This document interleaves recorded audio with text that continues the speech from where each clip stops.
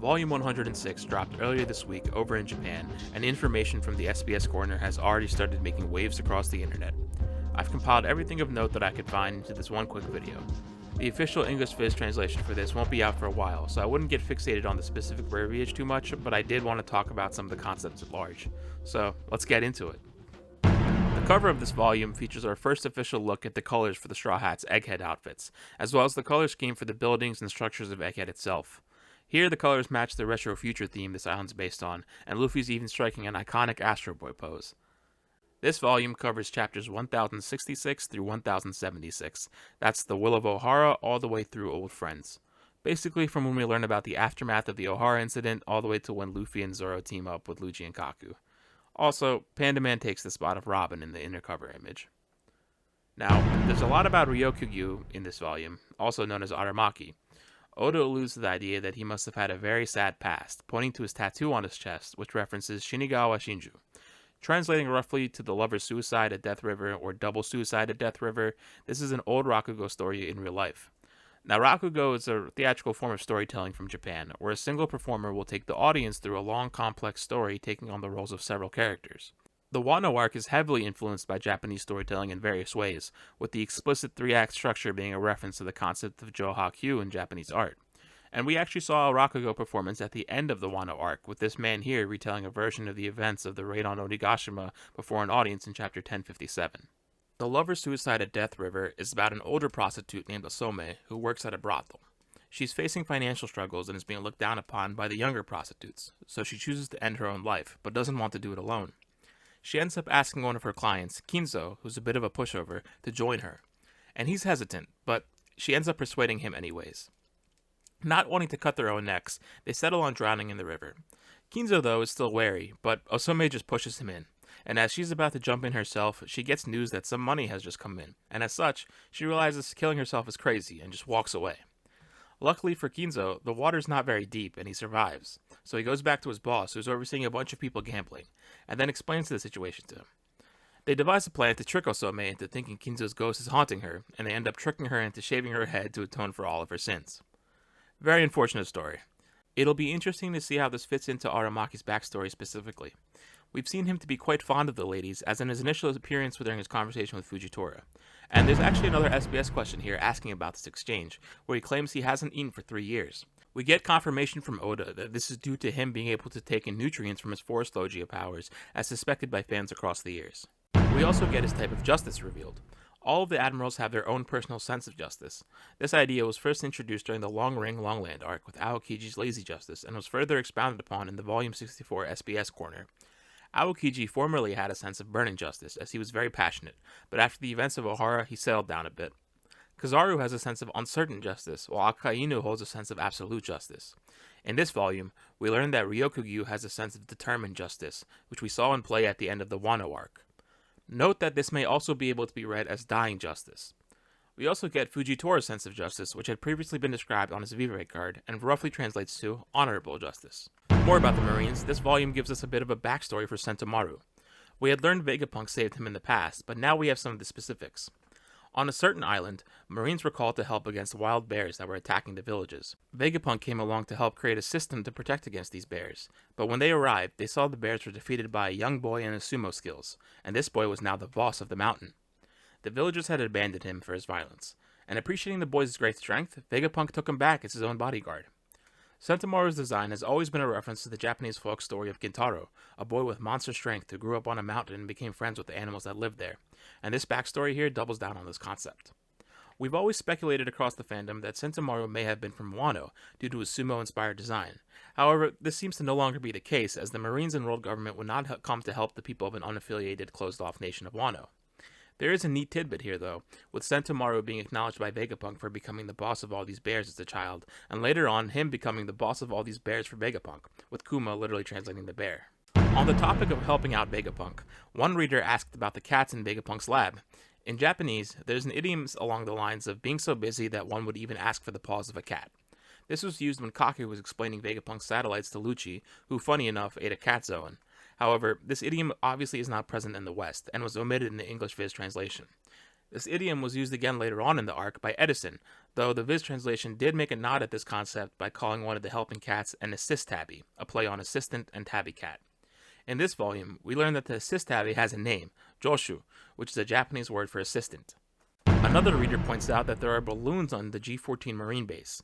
Oda explains that G14 is near Egghead and is where the kids from Punk Hazard are staying after being treated by Vegapunk. Vice Admiral Dahl has fixed some balloons to the base to make the base look a little more friendly for the kids. Last we saw Dahl, they were supposed to be on the way to Egghead with the rest of the Marine fleet, and seeing as how they're stationed so close to the island, they should be one of the first people to arrive. We'll see how this plays out when the manga returns. Moving on, we get some explanation for Law's room, as well as his Op Fruit's awakened abilities. So we've seen his room described as an operating room, allowing the users to do anything within it, though the surgeon has to be within the room itself to operate. K-Room, pronounced similarly to the word chrome, however, allows the user to surround their blade with the room, which in turn lets the surgeon do anything they wish with the knife itself, such as stretching it or creating shockwaves with it. Here, the K stands for the K in knife, even though the K in knife is silent. Regardless, the bad English stuff is still kind of cool. Our room, pronounced re-room, allows the user to operate within a room where the surgeon is not inside. This comes from the character here, pronounced re, as in separation or distance, and it may be a reference to the idea of remote surgeries. Oda also adds not to worry if this all sounds complicated. Lost fruit has historically always been kind of difficult to explain, so this is nothing new.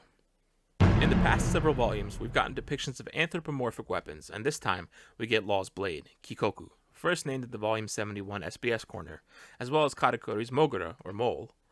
Kikoku is depicted as a man with a curly handlebar mustache and a blade atop his hat, and he seems to be expressing how tired he is. Mogura is depicted as a mole, with Mogura literally translating to mole, and has a crown referencing it being a trident. He seems to be saying something like, "Yum, donuts." Oda has also been drawing various Straw Hats and characters' appearances in 20 years and 40 years and good alternate futures and bad alternate futures. And this time we have Brook. They usually look a bit different, and their outlooks on life seem to be drastic across the alternate timelines. But Brook here actually just stays the same no matter what, given that he's already a skeleton.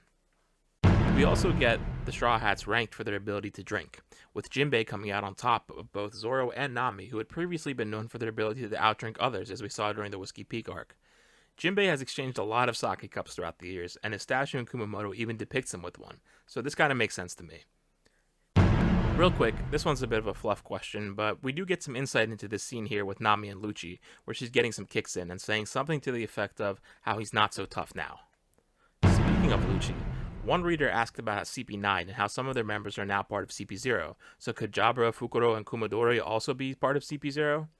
Oda answers that Bluno and Khalifa were both depicted as CP0 members in Film Red, and goes on to confirm that all former CP9 agents are now CP0. We actually see this in the manga itself in chapter 1083, which will likely be part of the next volume. There's a quick question here about who's more popular with women, Shanks or Ben Beckman, to which Oda replies that Shanks is likely more popular, but Beckman is more of a flirt and loves women. This has led to more speculation across the fandom to who is the father of Makino's baby. There used to be a popular theory that this was Shanks' child, but now Beckman is certainly entering the conversation as well. The Red Hair Pirates also attended a wedding relatively recently, and we still don't know who is getting married. There's certainly a lot of love going around amongst the Red Hair Pirates. Now, the last two topics we'll cover here have led to some unsavory discussions across the fandom, so I'll just try and navigate this the best that we can. One of the most controversial topics from this SBS has been about the Love fruit. And without getting too much into the weird side of this, I'll just say, Oda confirms that this fruit is not necessarily just about petrifying people over their lust for the user, but it can also be used against people who think the user is cute in an innocent, platonic way, much like how people fawn over babies. There we go. Don't think about S-Snake too much anymore, let's just move on. Oda had stated in Volume 105's SBS Corner that he doesn't enjoy drawing panty shots, but a reader noticed that there have been way more depictions of butts during the Egghead arc, and asked if Oda has increased his appreciation of butts. Oda explains he wanted to design outfits that are distinct from the present-day outfits, and this resulted in those exposed rear ends. He admits he's been practicing drawing butts and has started to enjoy it, and that's why there's been an increase in these angles. All I've got to add here is, Frankie did it first. Okay, that's about it for this volume's SBS Corner. There are a few other fluff questions or gags floating around, and there's this one about the automatic cooking machine where he describes it in a bit more depth, but what we covered here seems to be the most impactful or interesting of the SBS questions from this volume. Thank you so much for watching and supporting the channel. The live-action teaser trailer breakdown has crossed over 2,000 views, and that's still wild to me. Thanks so much for the support on that. I can't wait to cover the live action more when we get an official trailer, hopefully this month. One Piece Day is right around the corner, July 22nd, and the series premieres August 31st. But even before that is the return of the manga in less than 2 weeks' time, July 17th for the official release. I can't wait to get back into the main story. I've seen reports that Oda's eye surgery was successful and he's in good health, and I'm really looking forward to doing weekly breakdowns of each chapter that comes out. That's going to be awesome. I'm excited for sharing next week's video with you guys as well. I've been working on it since before I even put out the live action teaser trailer breakdown, so I'm almost about a month now, and it's going to be a recap of the Reverie in chronological order, as opposed to how we got it in the manga, piecemeal in retrospect. Now there's some really cool connections that appear when you get it all at once in order, and some stuff that's happening during the Reverie connects directly with what's going on in Egghead right now, so hopefully that'll be a good refresher for everyone before we dive into chapter 1087. Once again, thanks for watching the video and supporting the channel. I appreciate your patience while I experiment with different video formats, and like, comment, subscribe so we can get these videos out to more people. Share with your friends if you'd like, all that. And I hope to see you in the next video. Thank you.